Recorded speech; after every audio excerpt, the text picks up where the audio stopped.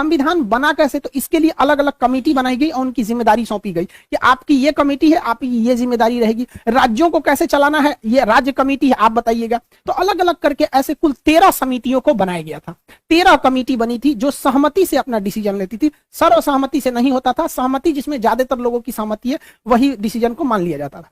इस समितियों में सबसे प्रमुख जो समिति थी उसका नाम था प्रारूप समिति, इंग्लिश में कहते हैं ड्राफ्टिंग कमेटी। इस ड्राफ्टिंग कमेटी के जो अध्यक्ष थे वो भीमराव अंबेडकर साहब थे। बहुत ही विद्वान, मतलब हम क्या कहें इनकी विद्वता के बारे में, उतना शब्द ही नहीं है हमारे पास।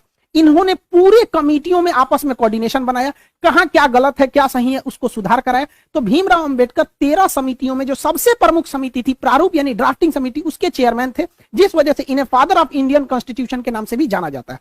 इसके अस्थायी सदस्य भले 2 दिन के लिए सच्चिदानंद सिन्हा थे, लेकिन अस्थायी रूप से राजेंद्र प्रसाद संविधान सभा के अध्यक्ष थे। इन्हीं के देखरेख में संविधान सभा अध्यक्षता करते थे। आप बैठिए, आप अपना डिसीजन सुनाइए, इस तरह से। और संविधान सभा के जो सलाहकार थे वो बी.एन. राव थे। बी.एन. राव बहुत ही विद्वान थे। इन्होंने विदेशी संविधानों का अध्ययन करके जहां से भारत में अच्छा लगा उन्हें समावेशित किया। इनकी विद्वता से को आप ऐसे ही अंदाजा लगा सकते हैं कि इन्होंने म्यांमार के संविधान बनने में भी मदद किया था बी.एन. राव ने। इस तरह से संविधान बना। संविधान को बनने में लगभग 3 साल लग गए थे। 1946 से चालू हुआ और 1949 में फाइनली बन के तैयार हुआ था। इसे याद रखने का ट्रिक क्या है, 3 साल में तैयार हुआ था। 1 साल में कितने महीने होते हैं, 12 महीने।